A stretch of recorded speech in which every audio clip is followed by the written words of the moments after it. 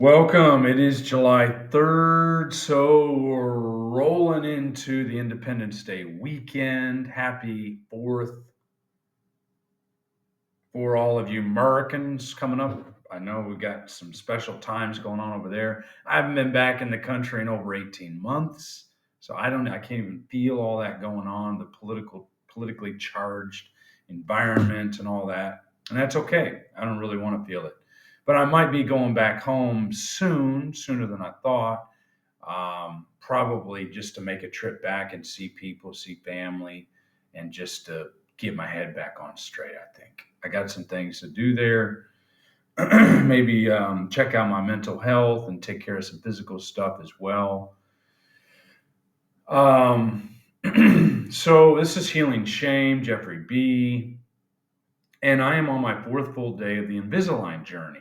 Now, I'm probably not going to keep talking about this all the time because eventually it's going to get old hat. I think you guys are already tired of hearing about it.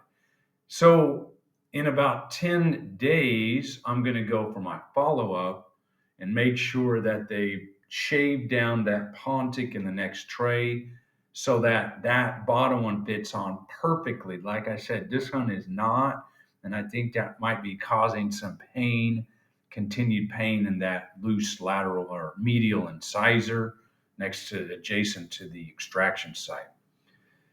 I'm having some remorse. I battled a little bit last night with did I make the right decision? Why did I even change my teeth? My teeth were fine the way they were. I should have accepted them. This is normal. Anybody going through this is normal. It sucks at first. I've been reading in Quora and Invisalign support groups and forums and whatever. And people always say that same thing garden variety complaints. It sucks at first. You don't like the plastic on your teeth. You can't bite down all the way because the plastic's thick and it doesn't let you rest your teeth together and the edges on your tongue and salivating and you can't enjoy life. I've heard that too. And yeah, I can attest to that. It does suck. Your brain is trying to adjust to something on your teeth. It's not normal feeling. And then I also think, well, damn, I'm also pissed at my dentist for pulling the wrong. I feel he pulled the wrong tooth.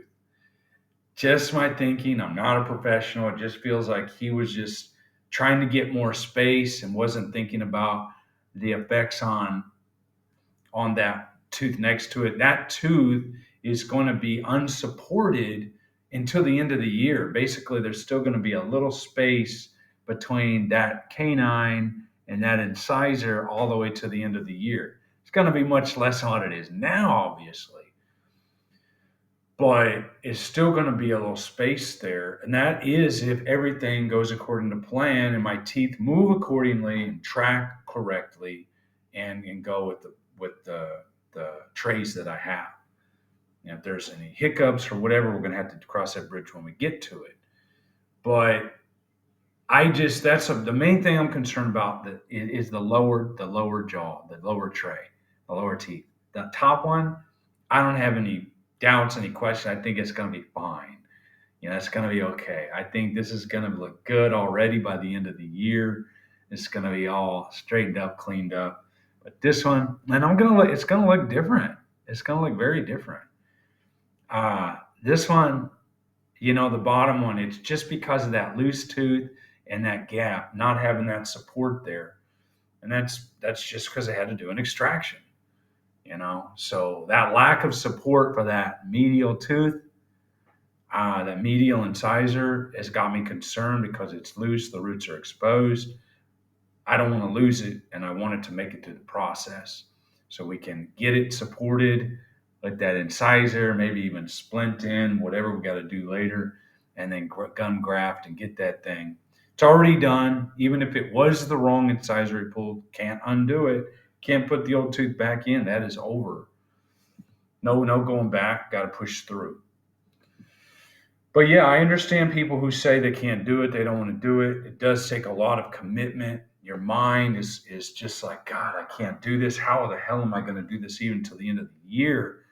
But if you look at your trays and you're like, damn, there's going to be some real progress even in 5 or 6 months. This is really going to be closed up that gap. And then by the end of the year, these top teeth are going to be completely different. So that's cool. I mean, that is exciting to see. That's kind of short. That's pretty quick results, actually. So, I think if I can just push myself to get through wearing a month of this, that'll get me through two sets of trays.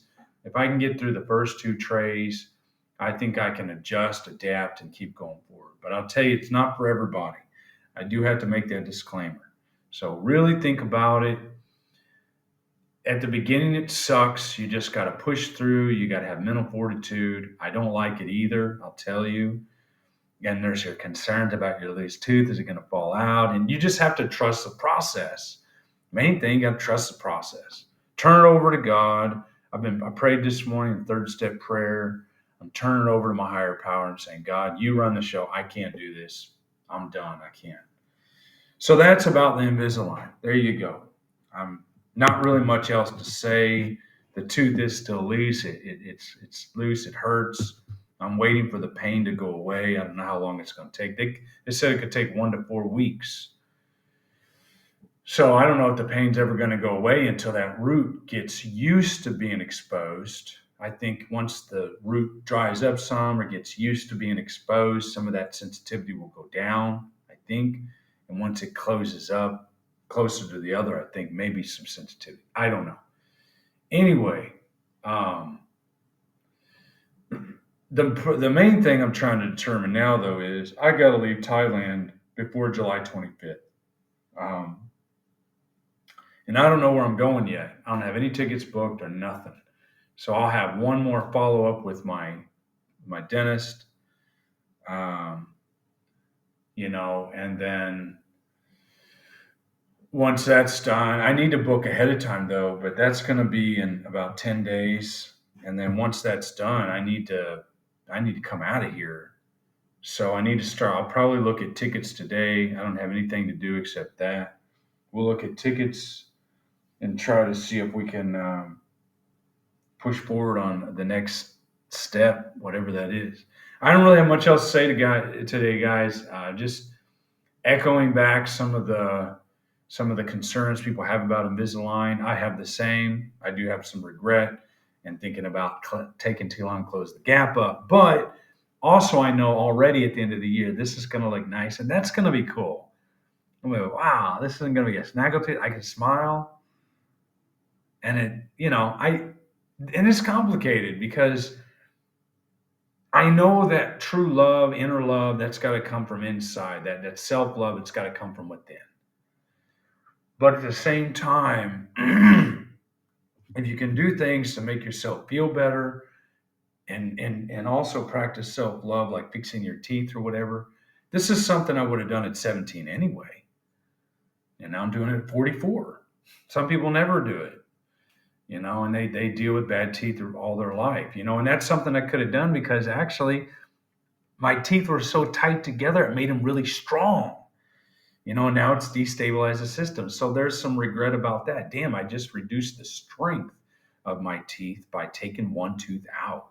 It's really a fascinating journey, though. It's fascinating how it all works, how nature can make such a strong structure out of imperfection. Imperfection becomes perfection, becomes super strong. So I'm just going with it, going with the flow. Can't back out now because I've got a tooth missing. If I were to stop Invisalign, what would happen? It wouldn't be good. I'd have to get an implant no.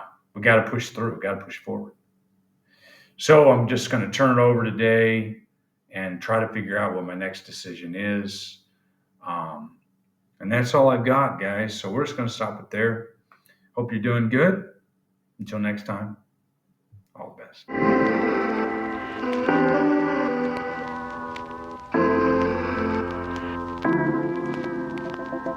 best.